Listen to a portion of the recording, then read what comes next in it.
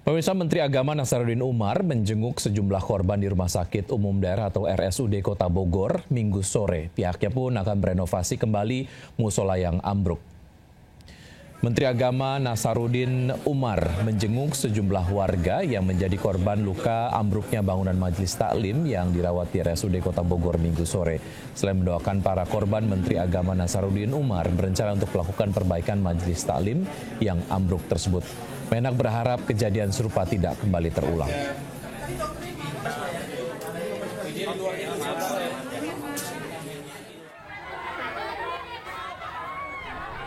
Kepanikan pecah usai musola yang tengah digunakan untuk Maulid Nabi ambruk di Desa Sukamakmur, Ciamas, Kabupaten Bogor. Warga dan petugas bahu-membahu mengevakuasi korban yang tertimpa material bangunan. Sebelum kejadian, 150 warga tengah melakukan kegiatan Maulid Nabi dari Majelis Taklim As-Sohibiyah. Diduga akibat kelebihan kapasitas, bangunan 2 lantai ini ambruk. Akibatnya, seluruh jamaah tertimpa material bangunan. Akibat kejadian ini, 4 orang tewas dan 84 orang terluka. 28 korban yang terluka di bagian kepala, tangan, dan kaki dirawat di Rumah Sakit Umum Daerah Kota Bogor. Sementara beberapa korban lainnya di Rumah Sakit Medika, Rumah Sakit PMI Bogor, Rumah Sakit Marzuki Mahdi, Rumah Sakit Fania, dan Rumah Sakit Umi. Dari 28 korban yang dirawat di RSUD, 3 orang luka berat, 17 luka sedang, dan 8 luka ringan. Sementara menurut korban selamat, bangunan musola memang belum rampung dibangun oleh pihak pesantren. Namun bangunan itu sudah sering digunakan untuk kegiatan serupa. Pasca kejadian, Bupati Bogor menyempatkan meninjau lokasi dan berjanji akan membiayai seluruh biaya perawatan korban. Dari Bogor, Jawa Barat, tim Liputan iNews melaporkan. Ya, pemirsa, saat ini pemerintah Kabupaten Bogor sudah menyiapkan posko untuk merawat sementara korban sebelum dirujuk ke rumah sakit. Dan kita sudah terhubung dengan rekan Wildan Hidayat di sana. Selamat siang, Wildan. Bagaimana kondisi para korban di sana? Ya, selamat siang Rizky dan juga pemirsa, bahwa saat ini kondisi pasca terjadinya kemarin setelah menewaskan 4 orang dan 100 lebih dari masyarakat yang kebetulan sedang mengikuti Maulid Nabi di wilayah Ciamas, Kabupaten Bogor. Saat ini tim dari Dinas Kesehatan, DVI Polri juga membuat posko kesehatan yang ada di sekitar lokasi tempat kejadian. Dan saat ini masyarakat diperbolehkan untuk melaporkan bila mana mengalami luka-luka atau sakit-sakit pada bagian tubuh mereka. Dan di posko ini pihak dari Dinas Kesehatan serta DVI Polri juga mempersilahkan untuk merujuk jika memang ada yang perlu dirujuk ke rumah sakit besar. Demikian, Rizky.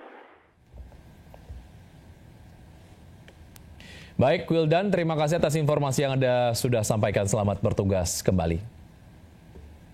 Foto Menteri Kehutanan Raja Juli Antoni dengan mantan tersangka pembalakan liar bermain domino viral di media sosial. Terkait foto viral tersebut, Raja Juli menyatakan tidak kenal dengan 2 pemain domino lainnya, termasuk dengan Aziz Welang.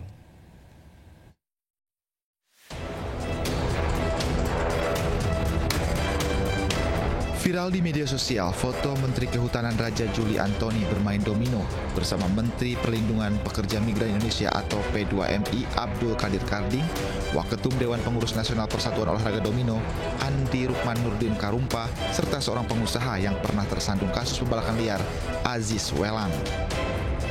Terkait hal ini, Menteri Kehutanan Raja Juli Antoni langsung melakukan klarifikasi. Menurut Raja Juli, pertemuan tersebut hanya pertemuan informal setelah janjian dengan Menteri P2MI Abdul Qadir Karding di Posko Kerukunan Keluarga Sulawesi Selatan. Dalam akun Instagramnya, Raja Juli menyatakan tidak ada pembicaraan khusus dan tidak mengenal 2 pemain domino lainnya, termasuk Aziz Welang.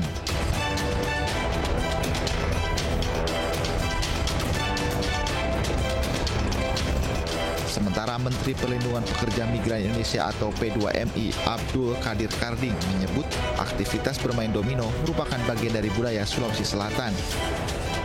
Sebelumnya, Direktorat Penegak Hukum Kementerian Lingkungan Hidup dan Kehutanan menetapkan Ajis Welang sebagai tersangka pembalakan liar pada November 2024. Namun, status tersangka dari Ajis Welang telah dibatalkan oleh putusan pra-peradilan di Pengadilan Negeri Jakarta Pusat tertanggal 9 Desember 2024.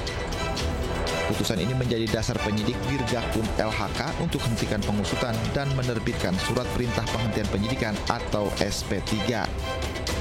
Tim Liputan iNews melaporkan. Pemirsa, libur panjang akhir pekan sudah berakhir. Setidaknya ratusan ribu warga telah kembali ke ibu kota. PT Kereta Api Indonesia telah melayani lebih dari 300 ribu pelanggan selama libur panjang Maulid Nabi. Sebagian besar mereka telah kembali di Jakarta. Puncak arus balik terjadi hari Minggu kemarin dengan 40 ribu penumpang ramai-ramai tiba di stasiun Senen. PT KAI telah mengoperasikan 87 perjalanan kereta demi arus balik libur panjang akhir pekan lancar tanpa kendala.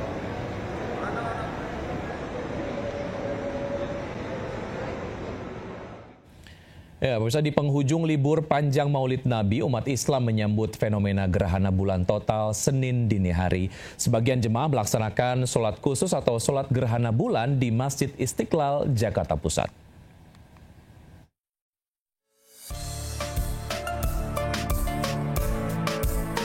Masjid Istiqlal menggelar sholat khusuf sebagai ibadah sunnah yang terjadi saat gerhana bulan. Sholat khusuf berlangsung di lantai utama masjid bertepatan dengan terlihatnya gerhana di langit Jakarta. Sholat dimulai pukul 1 dini hari hingga pukul 2 pagi dipimpin Imam Besar Masjid Istiqlal Ahmad Husni Ismail dengan Bilal Ilham Mahmudin. Ratusan jemaah melaksanakan sholat 2 rakaat dan 4 kali ruku dengan khusyuk. Kementerian Agama mengimbau umat Islam untuk melaksanakan sholat khusuf sebagaimana ajaran Nabi Muhammad SAW sebagai wujud ketaatan kepada Allah. Selain sholat, acara juga diisi tausiah yang mengingatkan umat Islam bahwa gerhana adalah tanda kebesaran Allah, sekaligus momen untuk memperdalam keimanan, menjauhi maksiat, dan memohon ampunan. Pada zaman Nabi Muhammad Melalui sholat khusuf, umat Islam diharapkan lebih menyadari keagungan ciptaan Allah, memperkuat kesabaran, dan menjadikan gerhana sebagai pengingat untuk menjauhi kemaksiatan. Dari Jakarta, Bagus Prasetya, Tri Julianti, iNews melaporkan. Ya, pemirsa, setelah 3 tahun absen, fenomena langka gerhana bulan total terjadi Minggu malam hingga Senin dini hari tadi. Warga antusias menyaksikan gerhana bulan total, bahkan mengabadikannya lewat kamera dan diunggah di media sosial.